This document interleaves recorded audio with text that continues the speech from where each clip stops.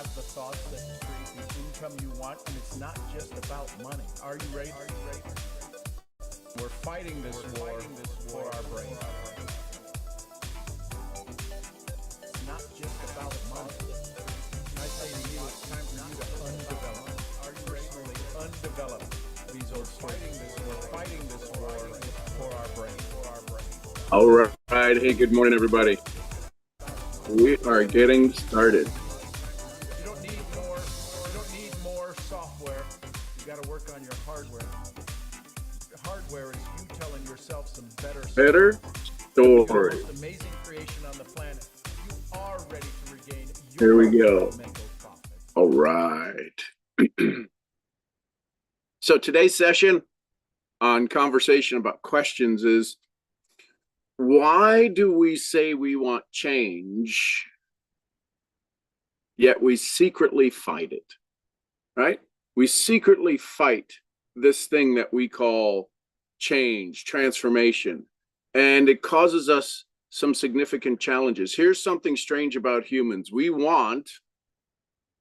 beg for change. We pray for change. We say we're ready for change. And then the moment of change shows up and we stall. We overthink. We procrastinate. We sabotage. We ghost the opportunity. And then we say something cute like, I guess the timing wasn't right. We come up with the protections that we won't use as objections, yet when we're having a conversation with somebody, we consider their own protections something they're using to object to what it is we're offering them, the better opportunity. Timing wasn't the issue. Money wasn't the issue. Fear was.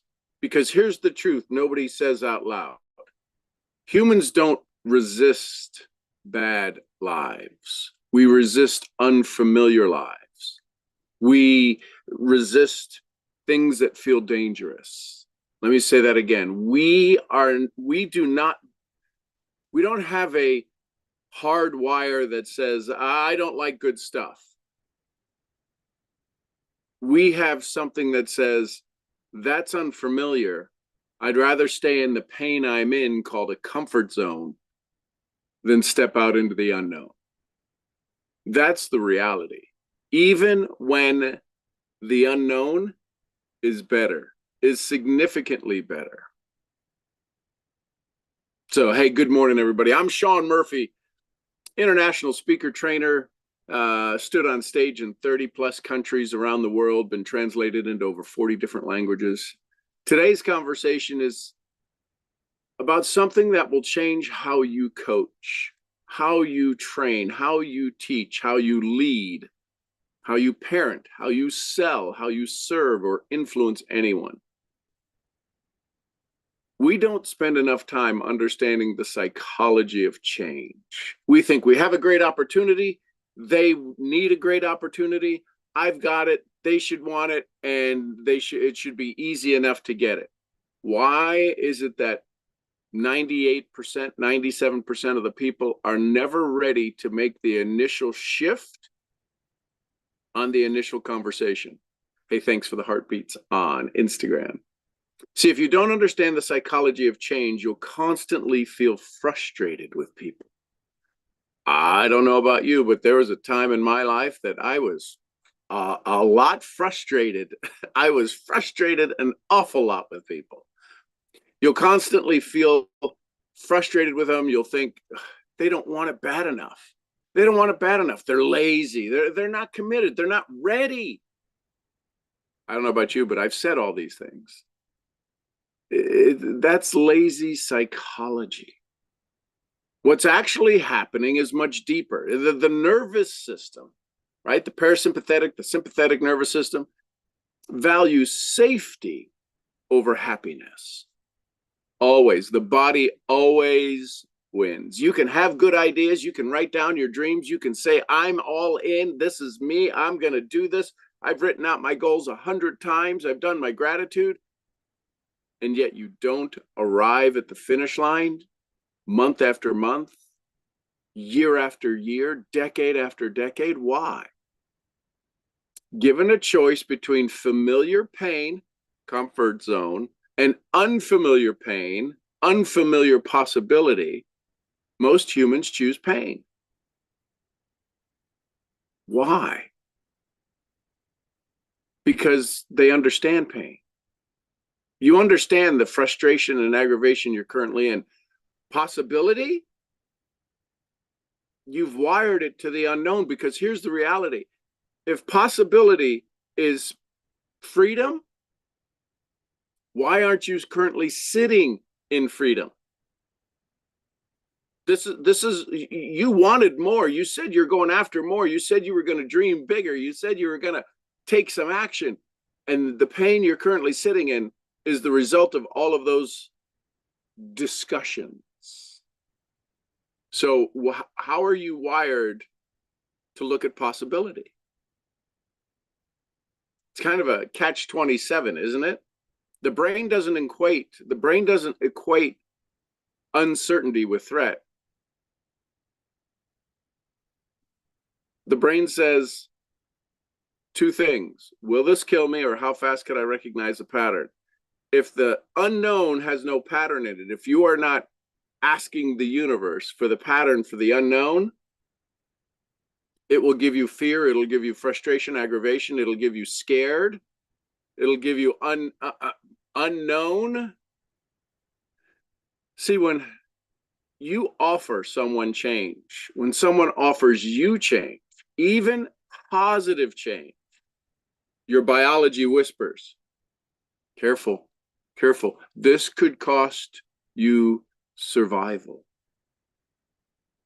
This could cost you a survival moment in your life, which means change isn't logical. It's emotional. It's identity level conversation. It's easy to deal with the change of the weather, right? Change of the seasons, getting a new car. How many times do we hear the story told where somebody gets a new car and, oh my God, I'm excited. How long are they excited for? Right? If it's a high-end car, they're excited until the first oil change. It's $300. Right? They're excited till the first tire needs to be replaced at $500, $600 a tire. They're excited until the emotion wears off quickly. And until we grasp that, you'll keep trying to persuade people with facts when what they really need is a conversation about safety. Somebody decides to join your business. What's the safe conversation in your presentation? Well, that they'll make a lot of money. Will they? Statistically? Will they make enough to cover some expenses, pay a house mortgage? Big numbers. Those are big things to do. Yet the reality is that they never wind up working on that strong enough, long enough, hard enough to get to that point. So therefore, every time they miss a comp plan payout, their story says, you're not really enough. So let's get brutally honest. All right? Good morning. It's early morning. Hope you have your coffee. Let's get brutally honest. Most people don't fail because they lack strategy. When you're talking to somebody about your business model, and if you have a compensation plan, your compensation plan works. That strategy works. Get 2 people, get 3 people. Yours is no fee. You help them get 3 people. At the end of the year, you're at $50,000 a year.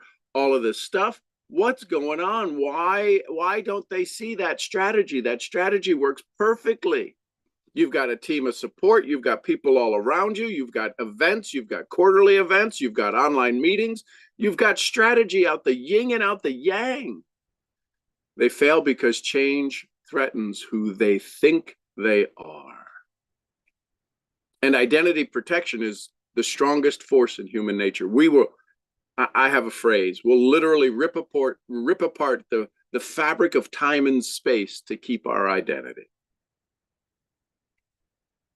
Identity protection is the strongest force in human behavior, stronger than money, right? Doesn't your comp plan offer, doesn't your business model offer better health, more money, increased wealth? Isn't it an incredible opportunity to work for yourself, to be able to leverage time, to be able to enroll and build a business that's a global business from your kitchen table? The opportunity is huge. The opportunity is incredible. So if the money is powerful and the opportunity is incredible, why don't they? I mean, it makes perfect sense. Doesn't your plan make perfect sense? I'm not talking about whether it's like theirs or yours. To you, it makes perfect sense. Good morning, Mr. Doug Starr. All of that is stronger than logic. Carl Jung said, we cling to the persona, the mask, even when it suffocates us. Let me say that again. Carl Jung, the father of psychology, if you will, said, we cling to the persona, aka the mask, even when it suffocates us. Because at least the mask is familiar. At least it's me. And if you ask someone to change, if someone asks you to change, you're not asking for a new behavior. You're asking them to risk becoming somebody new. That's terrifying. How do I know? I remember thinking third grade going to fourth grade, I don't know what I'm going to do. What do I need to do to be a fourth grader? Right? That phrase you've heard me say that I learned from another great mentor, every fourth grader is a hero to a third grader. So why does this question matter? Because it questions bypass defenses. When you're asking somebody to risk becoming somebody else, you're asking them to bypass their defenses, to sneak it past the ego, to make people confront themselves. So today I want to give you 10 questions. I want to give you 10. And don't answer them fast. You don't have to answer them all at once. That's why this is on YouTube and Instagram. Come back to it. If one of these stings a little, good. That's where the truth lies. So here's the 10 powerhouse questions you can use for yourself. Don't use them like an interrogation with somebody. You can weave them into conversation, because it's not what you know, it's the story they think they know. And these questions will help you uncover the story they're telling themselves that is much more, that is much stronger than anything they ever thought they would ever have a conversation about. Right? So here's question one. Question one. If my current life was guaranteed to stay exactly the same for the next 10 years, exactly the same, how would I honestly feel? No positive spin, no, well, it would be okay. No gratitude talk, simply honesty. Honestly answer that question. If your life stayed the same for the next 10 years, how would you feel? Would you feel relieved? Would you feel quietly horrified? Because your reaction tells you everything. How might you ask that to a prospect? Hey, listen, the key is to not make you the center of awareness, because then they won't feel you're a lot like me. You might sit in the conversation and say, hey, listen, I was asked this question one time. If my life didn't change in the next 10 years, if it stayed exactly the same, so it's 2036, and my life is exactly the same as it is now, how would I feel? I got to tell you, I got a knot in my gut. What that does is it offers this idea of mirror neurons. Because you know dang well they're going to be feeling like that. Because I can promise you, you feel like that. Now, if you go with the authority level question and say, hey, listen, if your life doesn't change in the next 10 years, how are you going to feel? They were already uncomfortable. They're already talking about something they don't have, right? Your business model, your success model. So when you ask them that question, they're going to feel really uncomfortable. I would offer you a life preserver to them and throw it out and say, hey, listen, here's where I just was. I know how it made me feel. I'm not sure how it would make you feel. You got to let them know you've walked the path. that make sense? Here's question number 2. What familiar pain, this is you asking yourself, am I choosing because it feels safer than uncertain growth? What familiar pain, in quotes, air quotes, familiar pain? We all have one. Maybe it's a job is the familiar pain. Maybe it's a habit. Maybe it's a relationship. I stayed in a relationship one time, 3 years too long.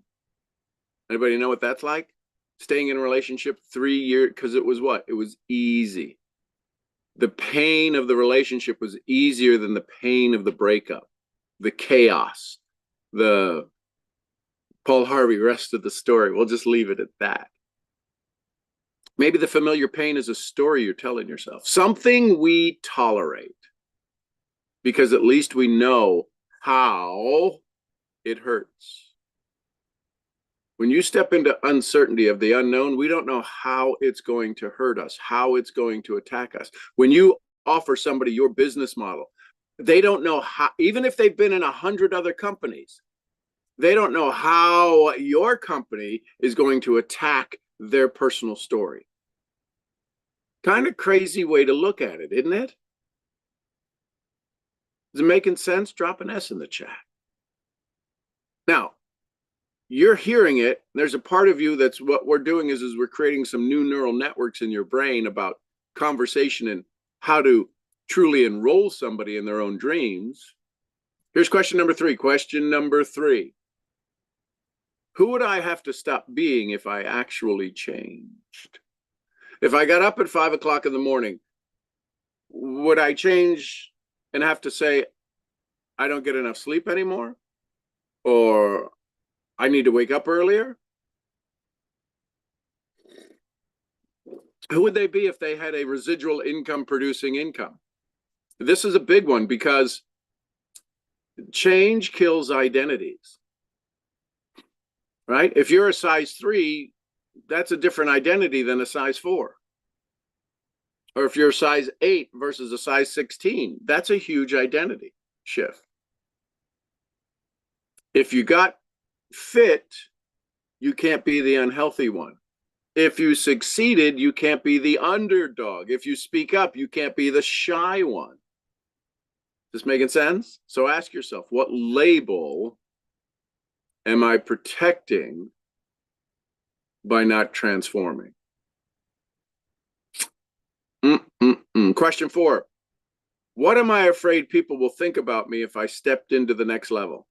This is addiction to approval, right? Success changes social dynamics. You might get a bigger car, bigger house. You might feel a little more comfortable because you got debt paid off. Growth, listen carefully, growth threatens tribes. That should go on a t-shirt somewhere. Growth threatens tribes. See, if you're in a business, if you're in a world of competition, both ego is tied. Ego makes up both of those. Question was asked: is your identity tied to your ego or your faith? Your identity is a faith identity. Your identity is an ego identity. Until there's an identity above both of those, because if they are individual in their own nature, they each have their own identity. They are in a constant, continuous debate between who you think you are and what faith you think you have. Until you set the thing to what's bigger than faith, what's bigger than your ego, what's your ultimate feeling? We got to find, those are 2 dominoes. We got to find the domino that knocks down both of those. And that's what your DMP does, your definite major purpose. Your definite major purpose is what then allows you to operate at the highest vibration, where ego and faith both fall in line. They fall in lockstep with your ultimate decision. Great question. Question number 4. What am I afraid people will think about me if I step into the next level? Think about this. Growth threatens tribes. Sometimes we stay small, not because we can't grow, because we're afraid of outgrowing the people around us. How many times have you been, maybe you've had this position where you had all your coworkers and then you became the manager of the coworkers. Did the relationship change? You were just best friends, best buds 2 days ago on Friday, and Monday you start off as the manager. Growth threatens tribes. It's why even in this powerful business of mentors leading mentors, moms loving moms, making lasting money, MLM, network marketing, it's hard for people to understand that competition is not a threat in this business. It's exactly what Wallace D. Waddle says when he says we must move from the competitive mind to the creative mind. Network marketing allows you to be in that creative environment where if I get more, you wind up with more. And if I help you get more, if I give of mine to you and you grow, I get karmic returns. That doesn't always happen in the real world. Challenge question 5. If I truly want change, do I truly want change? Or here's a big one. Do you just want relief? Ouch. Imagine asking a prospect that. Hey, quick question. Listen, we're talking here. It seems like there's a fit here. I want to ask you a tough question. Remember the question number 2? So if you're not familiar with the 3 questions that I teach and I offer you to use when you're prospecting to begin the conversation, to set the stage. Question 1, do I have your permission to help? Do I have your permission to make you feel a little bit uncomfortable? And third question, do I have your permission to take you out of that uncomfortable feeling? You can Google those. You'll see I've done trainings on those before. So here's question number 2. It's a little uncomfortable. Are you looking for change, transformation? Are you looking for a shift, or are you looking for relief? Do you ever know somebody who's out of a job, and in order to collect unemployment, they got to look for jobs? And they'll go out and they'll get resumes, so they have to submit them in on some kind of profile or some kind of website where they submitted that I went to ABC company and offered them a job, and they look for a job and this, that, or the other. And they weren't really looking for a job. They went and did the work so they could get the unemployment. Does that make sense? So they weren't looking for change. They were looking for relief. They were putting in the effort for the relief of staying where they are. There's a huge difference. Relief is temporary comfort. Change is transformation. Most people say they want change, yet only pursue relief. Just take a big breath. If you're somebody who prospects or deals in that or is in sales, just take a big breath for a second. That understanding could give you a big relief. It wasn't you that didn't give a good presentation. It wasn't you that didn't know your product. It wasn't you that, man, what should I have said? It was them only pursuing relief. They weren't interested in change. They weren't interested in transformation. What are some ways we know people pursue relief? About Netflix, about Prime, about scrolling, how about complaining? That's sedation. Doctor, we need to sedate the patient. We need to knock them out. It's not evolution. And we knock ourselves out. We knock ourselves off our dreams that we said we were going to keep, our promises we said we were going to keep. That was number 5. Number 5 was what? What do I truly want change, or am I pursuing relief? Question 6. What story about myself do I keep repeating that keeps me stuck? This is self-talk. Wouldn't it be nice to know somebody who's on the faculty of the Self-Talk Institute? Who might that be? How about this? I'm not disciplined. I'm not a business person. I'm not a salesperson. I'm just bad with money. I always been this way. I'm not good enough. I don't understand this. I don't have the time. I was never trained this. I was told.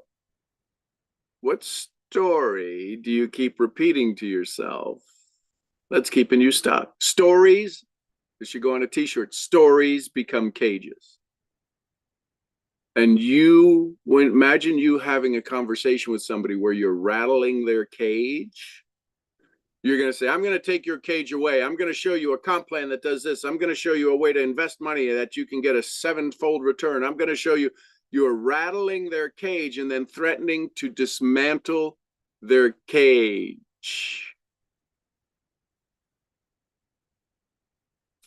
You want to know the wild fact, the wild part about that? When you rattle their cage, when you threaten to dismantle their cage, they defend their cage like it's a fact, like it's a reality, like it's impossible to alter. Big one. This is listen, I'm not here for small talk. I'm on a small talk diet. Question 7, if I wasn't afraid of looking silly, looking stupid, would I try this immediately? If I was guaranteed I wasn't going to fall completely flat on my face the instant I say yes, well, would I try this immediately?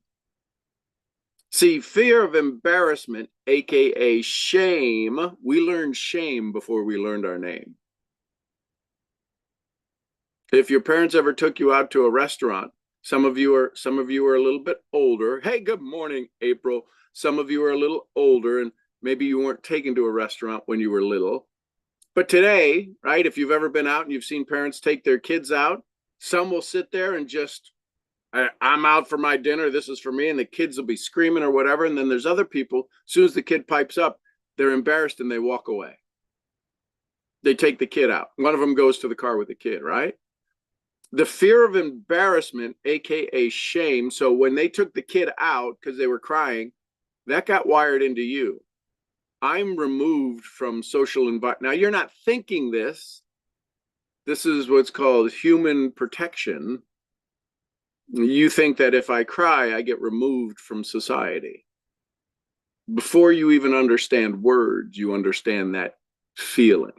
Most people don't avoid failure. They avoid looking foolish, which is the pure ego protection. I don't want to look foolish, right? This is addiction to approval. I'm more worried about you, what you think of me, than how I succeed. Question 8, what am I getting out of staying the same? These are big questions. Listen, if you've ever been to a UPW, Unleash the Power Within, a Tony Robbins event, he does something called the Dickens process. When I do my live events here at the ranch, I've adopted the Dickens process and walked people through that. And I got to tell you, the first time I did it, it was a little bit scary for me, the instructor, me, the trainer, me, the leading of this conversation. Because people were literally doubled over, crying, wailing about their story. And there was a part of me that wanted to stop. I didn't want to inflict that kind of pain on somebody. Yet they needed it to break through. They needed it to step out of that old story. See, when you're having a prospecting conversation with somebody, and you offer them your business model, you offer them a change, you offer them a success model they're not currently using, they think it doesn't work. Because if it worked, everybody'd be doing it. No, that's not the case. That's the story we say. Well, if it's so good, why isn't everybody using it? Because everybody has a story that they're not good enough. Everybody that sees this, that would let their ego roll down just a little bit, would absolutely use the services or the tools or the techniques you have. So what am I getting out of staying the same? This one messes people up because stagnation has benefits. That should go on a t-shirt. If you stay in stagnation, if you stay the same, and I meet you and I say, how's it going? Oh, I'm still not feeling well. What do you get? You get sympathy from me. You get comfort from me. You create low expectations. I'm not expecting you to be flying to the moon. There's no risk for that person to stay the same. in the world they live in. The risk is they never become who they're meant to be. And that's where depression starts to kick in. That's where sadness starts to kick in. That's where this reality of, I just give up. Every stuck place secretly pays you something. Find the payoff. And what you'll find is that you're giving your life away for pennies. You're giving your life away to avoid risk. You're giving your life away for a comfort that you don't even want to, is not comfortable. Right? If people understood this comfort zone they're in, it's literally a pain zone you've developed a tolerance for. Question 9, we got two more, these two, 9 and 10, then I'll let you off to breathe again. Where am I wanting to feel ready instead of deciding? Because readiness is a myth. Clarity comes after action. You know what the highest form of procrastination is? Perfectionism. I want to get it right. That is the highest form of procrastination. Let me get it right. Let me get it right. Done is the new perfect. Here's the question. Where am I waiting to feel ready instead of deciding? Do, don't do, right, Yoda? Do, don't do, yes, no, there's no try, right? Yeah, sorry for the horrible Yoda. Clarity comes after action. Confidence comes with reps. It's called muscle memory, success memory. See, if we talked about muscle memory, right? Playing golf, hitting the perfect spike in volleyball, throwing darts. These things are all muscle memory. You've got to practice it. And it's not about doing certain things, it's about doing things in a certain way. When you finally, what is your success? Repetition. Say I'm going to do it, fail. Say I'm going to do it, fail. Say I'm going to do it, fail. Say I'm going to do it, fail. Then you come along and talk to them and go, oh, I could do this. What is their success repetition? What is their success mantra? Do it, fail. Do it, fail. So I'm going to try this new thing using my old style, using my old form. What's going to happen? See, nobody feels ready. They move. Confidence comes after reps. Nobody ever feels ready to do anything. They move. And it's the pull that allows them to stay through the change, the shift, the transformation, the identity shift. Here's question 10, and then I'll let you to your morning. If I fully trusted myself, fully 100% had confidence in myself, what change would I make today? Not next year, not someday, today, right now. You can make a decision about something this afternoon. Decision, decide, cut off. Incision, cut in. Decision, cut off. What would you decide? Because most hesitation isn't lack of information. It's lack of self-trust. And until that's built, until you start believing you, no strategy sticks. Now, I'm going to walk 20 minutes every day. Day 1, walk. Day 2, walk. Day 3, something happens. Day 4, walk. Day 5, walk. Day 6. What am I doing this for? I don't see any results. Because you don't trust yourself to stay doing it. I'm going to talk to 15 people today. Talk to one. If you talk to one person a week, if you qualified one person a week, that'd be 50 qualified, 50, well, I'm going to assume you take a vacation, 50 qualified conversations. When's the last time when talking to 15 people a day, you had any qualified conversation? So here's the reframe I want you to walk away with. Humans aren't resistant. They're protective. They're not resisting your story. They're not resisting your business model. They're not resisting your product. They're not resisting your comp plan. They're protecting their identity. This is why I say objections do not exist. They are literally protections we've labeled as objections. They are literally protecting themselves. I don't have any money. Oh, I love how you protect your money.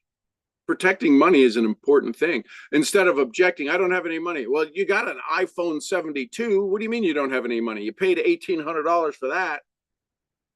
That's not helping. They're not resistant. Humans aren't resistant to change. They're more interested in protecting their current story. Why? Things like social media.